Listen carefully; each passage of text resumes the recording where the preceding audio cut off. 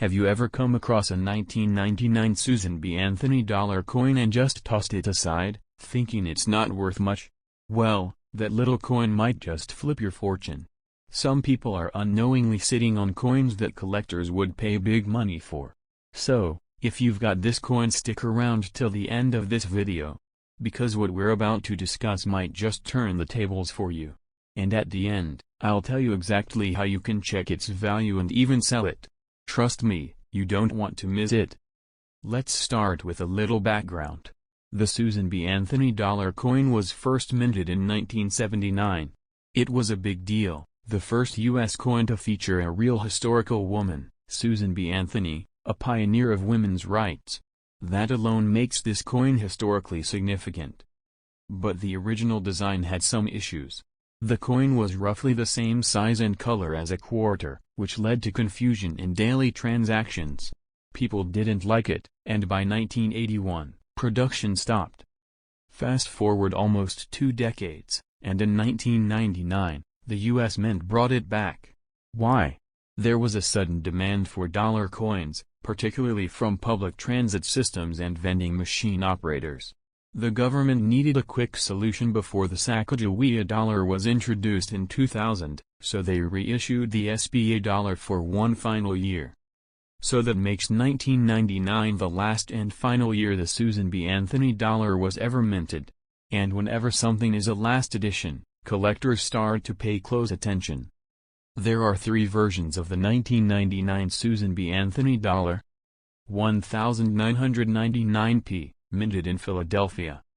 1999d, minted in Denver. 1999p proof, minted in San Francisco, but only for collectors. Now here's the thing, the regular 1999p and 1999d coins were made for circulation. You could find them in change or bank rolls. But the 1999p proof, that one was never released into circulation. It was made for special collector sets only. And because of that, the proof coins are often in near-perfect condition.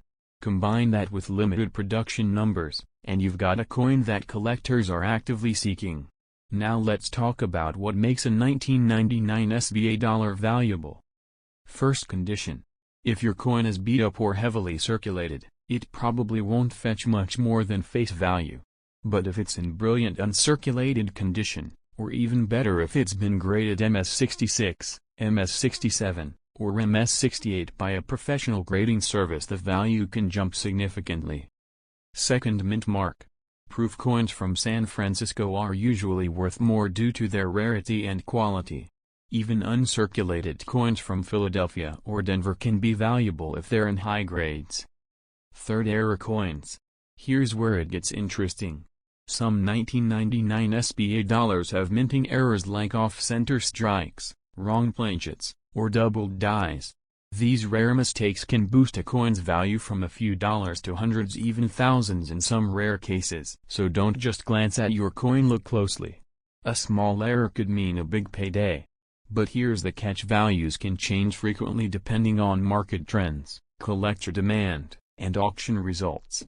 Which is why it's important not to assume always get an updated price. Now, if you're thinking about selling your 1999 Susan B. Anthony coin, you might be wondering, where do I sell it? Should I get it graded first? Is eBay the best option? What if it's an error coin? And I've got answers. But I'm not going to give them all away right now. But here's the deal, if you really want to know the current value of your coin and how you can sell it for maximum profit, then drop a comment below with 1999 SBA price, and I'll reply with the latest value and the selling procedure step by step. When you do, I'll personally reply with the latest value based on your coin's condition, whether or not it's worth grading, and the step-by-step method to sell it for maximum value. Whether you're sitting on a $2 coin or a $2,000 treasure, this info could make all the difference. So, check your drawers, coin jars, and old collections. That 1999 Susan B. Anthony coin might be worth more than you think. Remember, comment 1999 SBA price and I'll let you know exactly what you've got and how to cash in. Do you have a 1980 Kennedy $half lying around in your coin jar, drawer, or maybe tucked away in an old wallet? If so, don't be so quick to ignore it. That ordinary-looking coin might just be more valuable than you think.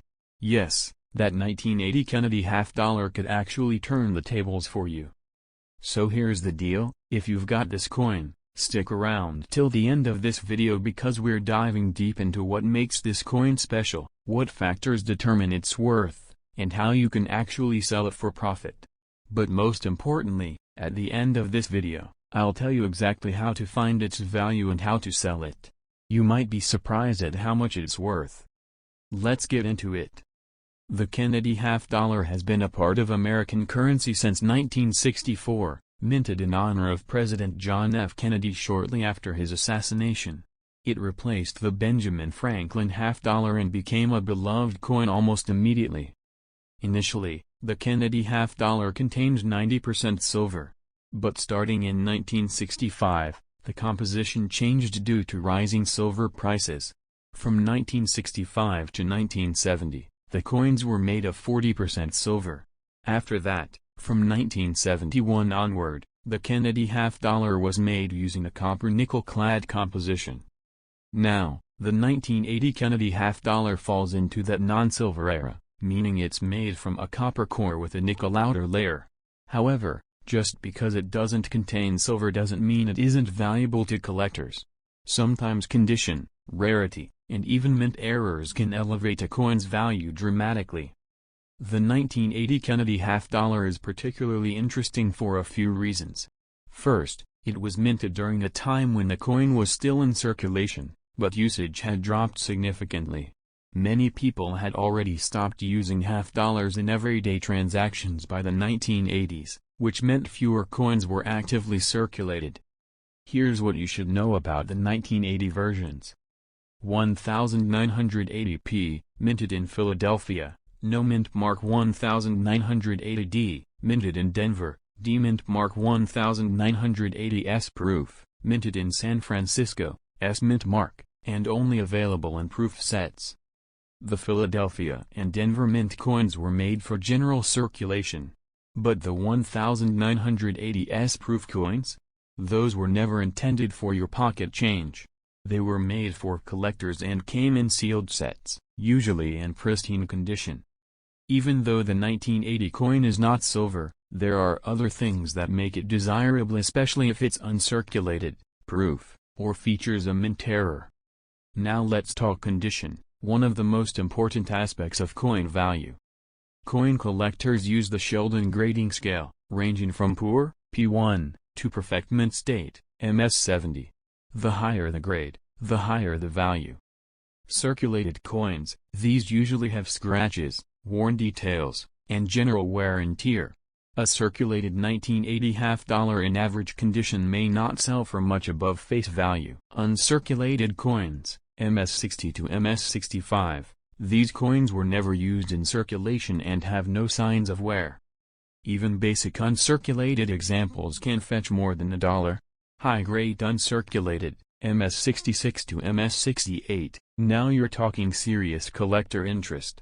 These coins are rare in the wild and usually come from sealed rolls or mint sets. Proof coins, PR65 to PR70, the 1980S proof coins, especially those graded PR69 or PR70, can command decent prices, especially when still in their original packaging. So if your coin looks shiny, has strong luster, sharp details, and no scratches, you might be holding something a lot more valuable than pocket change. Here's where things get exciting: mint errors.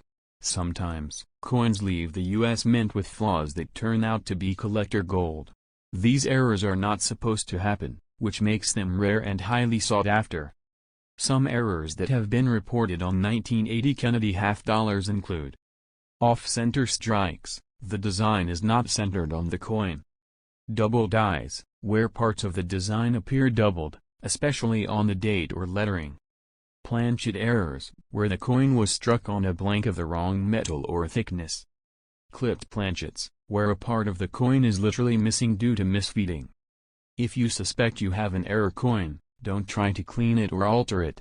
That could reduce its value significantly. Instead, get it checked by a professional coin grader or a reputable coin dealer.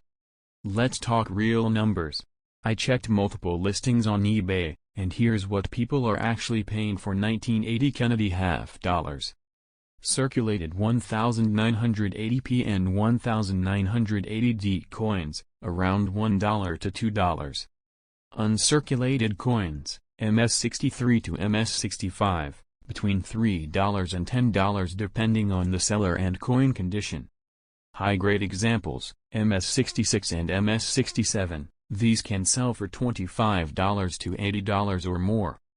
1980s proof coins, PR69 and PR70, between $10 and $40, sometimes higher in sealed sets. Error coins, these vary wildly. Some listings show off-center strikes selling for $100 to $300, and one double die coin listed at over $500. But here's the catch, prices change constantly. eBay values fluctuate with market interest, grading trends, and demand. That's why you should never assume your coin is worthless. Okay, so you've got a 1980 Kennedy half dollar and you think it might be valuable. How do you sell it? Here's what you could do. Local coin shops, quick and easy, but might offer less than online buyers. eBay and online auctions, more exposure, more profit, but also more competition.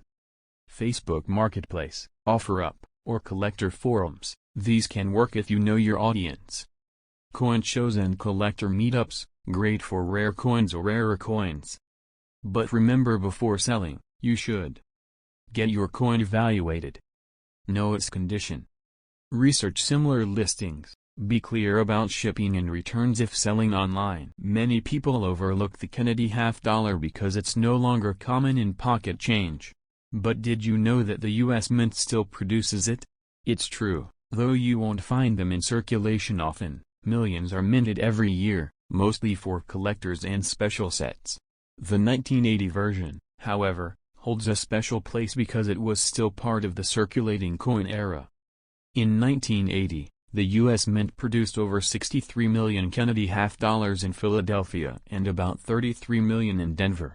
While those numbers sound high, most of these coins were used in daily transactions, causing wear and reducing their condition, which is why finding high-grade examples today is harder than you think. Here's a cool fact: the Kennedy half dollar was originally intended to replace the dollar coin altogether. But its large size and declining popularity made that dream fade fast. The 1980 coin represents a moment in time where the coin still had purchasing power and public attention, unlike today where it's more of a collector's item than functional currency. The 1980s proof Kennedy half dollar stands out because it was part of a time when proof sets were really gaining collector momentum. These coins were minted with special dies and polished blanks, resulting in mirror-like finishes. If you've got one of these in its original government packaging, you're holding something much more desirable than pocket change. Coin collectors are often drawn to specific years due to nostalgia. The year 1980 was a pivotal moment in U.S. history. It was the end of the Carter administration, the beginning of the Reagan era, and a time of economic transition. This adds sentimental value to coins minted that year, especially those with pristine detail and visual appeal.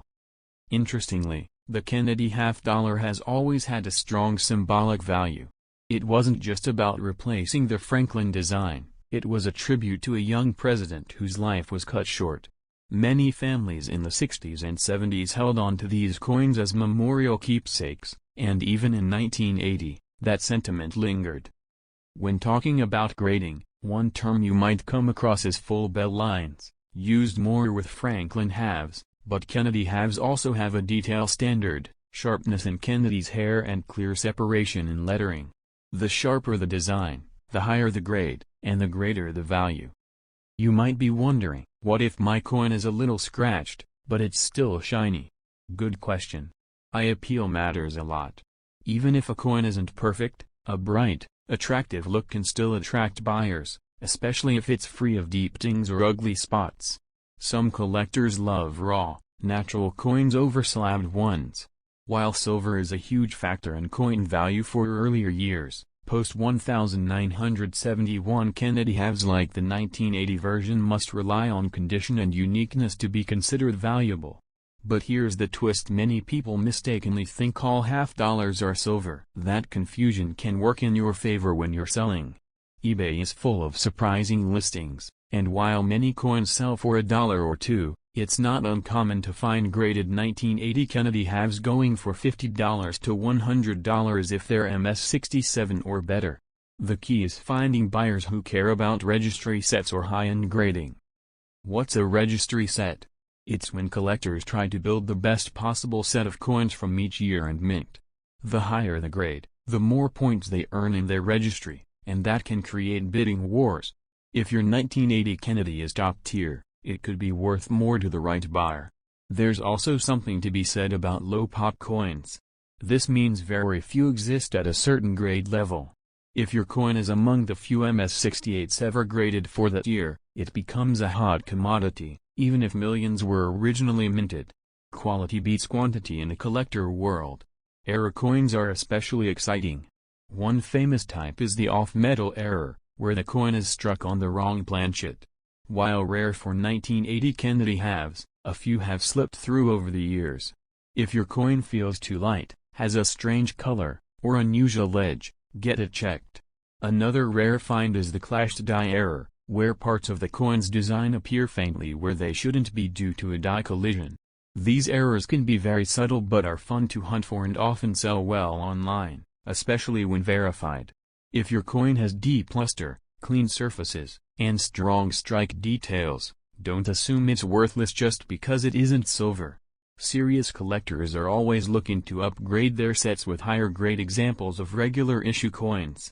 Even if your coin isn't a rare variety or error, there's still value in holding on to coins from transitional eras like the 1980s. Over time, coins once seen as common become more collectible, especially when younger collectors enter the hobby looking for vintage US currency. Think about how few people saved half dollars from 1980 in pristine condition. Most were spent, rolled, tossed in bank.